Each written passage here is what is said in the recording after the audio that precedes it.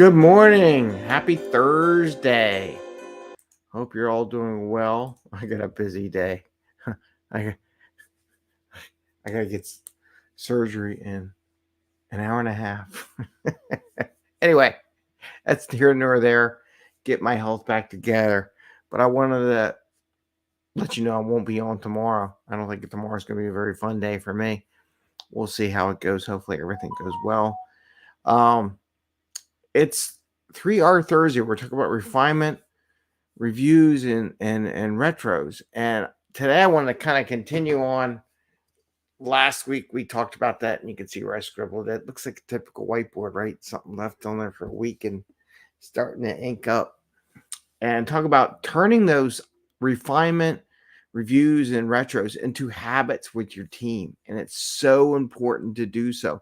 Someone may, no, it's not, but it really makes their lives easier and more simple, right? Because one of our missions is to not work so hard to produce the value we need. And the way you don't work so hard is you turn things into habits. So it's a 5 a.m. Mester Scrum show. I am Greg Mester, Scrum Master and Agile Coach. And here we talk about Scrum and Agile in a very practical and tactical way. So you can bring value to your customer, not work very hard for that value, or not work super hard for that value, and have a little fun along the way. And last night, Rob Jackson talked about product management. Gabe's talked more about our coaching experience and mentoring experience than I was expecting, but it was a pleasant surprise. Let me know I'm very grateful for that, for his compliments on what we did. And of course, I don't know where my phone is.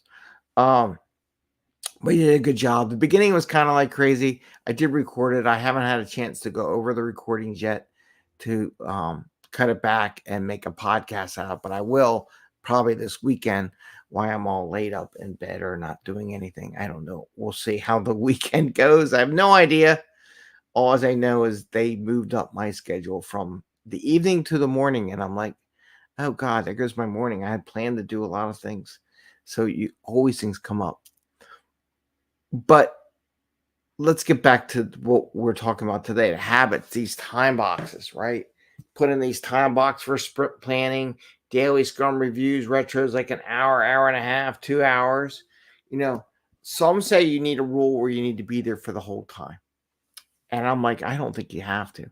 I think you can split these up into smaller blocks if you really need to. Maybe call them different things. But what I will say is I don't think you should do less time than is suggested for these events. For example, sprint retro, if you have a 2 hours is kind of a long time to do stuff. Maybe you break it up in two different things. Maybe you make it two different types of retros. But it's very important to have a cadence to it and make it into a habit. I was listening to Leela Hormozy, who works with Alex Hormozy, who's trying to make these big businesses. And she was really big on getting a company cadence for meetings and having that for people so they know when things are. It's not a surprise. It's not like closing down stuff. And I totally agree with her from a Scrum perspective. It's amazing how she's coming up from her business. She's I don't even know if she's 30 yet, but she's worth over $100 million. And she says how important that is. And I'm like, the same thing applies to Scrum. And the reason why we want to do that cadence is we want to make everything into a habit, right? So there's really not a lot of thought and energy put in, oh, I got to go to do this. Oh, I got to do that. It just becomes part of the daily cadence. The habit is expected. It's like if you don't have one, you're like, are we supposed to be doing this today? Why aren't we doing that? And getting into that point where it's a normal thought process and there's not a lot of extra work applied. Why we do extra work to apply and make it happen. And I'll give you an example. Let's talk about reviews. Now, I put in there for a 3-week review, you do an hour and a half, right? Well, there's nothing wrong with doing a 2-part review or having it on more than 1 day, but as long as you make it a cadence, it's fine. Like maybe you want to do a tech review, take part of that hour and a half and do a half-hour tech review where it's just the team, where they review new technologies, new tips, new tricks that each other have done. And then later on, you do an hour-long one with the customer. So maybe you do a half hour one in the morning on the last day of the sprint, and you do an hour long with the stakeholders, or you're switching around, whatever time the stakeholders available, because they're always the hardest people to get a hold of. But make it into a cadence where you do that so that people know what's expected. And I really like this idea of making a little technical review to help the team get better at their craft. They really like their craft. So why not do a craft-based review so they can learn from each other, right?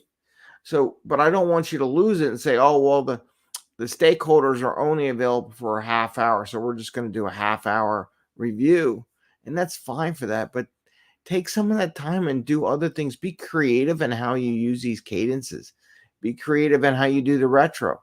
Maybe there's a group retro, right? If you do an hour and a half, maybe there's a specific topic that you as Scrum Masters or somebody brought up that you really want to focus on it. Maybe you take some time, like a half hour, go through all the things that went through, and then you take another half hour and just retro on a particular item that needs to be addressed. Maybe there's something that the team brings up. Maybe you make part of the retro. I mean, when you say it's all about the team, it's true. But maybe from a Scrum Master point of view, maybe there's a retro topic that the Scrum Master would like to work from a process perspective. So maybe there's a retro on how the team wants to do what they want to do.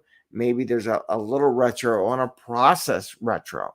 So you can change that up a little bit. So there's nothing wrong with doing a process retro. But let's be clear, you don't want to take the retrospective away from the team and make it all about process. Because I'll be honest with you, that could be boring, right? They like to talk about their trade, their skills, what they want to do. Well, some do, some don't, some hide. But it's one of those ways you can change it up a little bit. So I wanted to share that with you and also let you know that I will not be here tomorrow doing a show. So, because God knows where I'm going to, well, hopefully I'm just laying in bed somewhere. But I wanted to share that with you as some ways to think about. It doesn't have to be draconian on these time boxes and when they do it, but be creative in how you do it. There's nothing in the book says you can't be creative in how you do these events. It's time, but it is important you develop a cadence that if it looks like it's going to work, that you try it for a while. Maybe you should just do a half hour retro for process and process alone. And then the other part of the retro would be what they want to do, how they want to improve what they do, and how they, interact or something like that. That half hour retro in the beginning might be just valuable for when you're teaching Scrum. And maybe it goes away after a while and gets sucked into other things, right? Maybe there's a two-part aspect of it. So I wanted to share that with you. Don't be pigeonholed into what you do for the Scrum time boxes, especially for refinement and retros and reviews. And also with refinement, I suggest people have, I suggest how much time. It doesn't mean it has to be in one block. Maybe it's half hour increments. Maybe you do a half hour twice a week or something like that for refinement, just to get into that cadence. And every time at 10 o'clock, we do a refinement session for a half hour, and I'll bring up the stories or the epics that we want to break down, or the product owner will, and we'll go over them, right? So, or maybe one is internal from a technical refinement perspective, and maybe another one is a stakeholder refinement, right?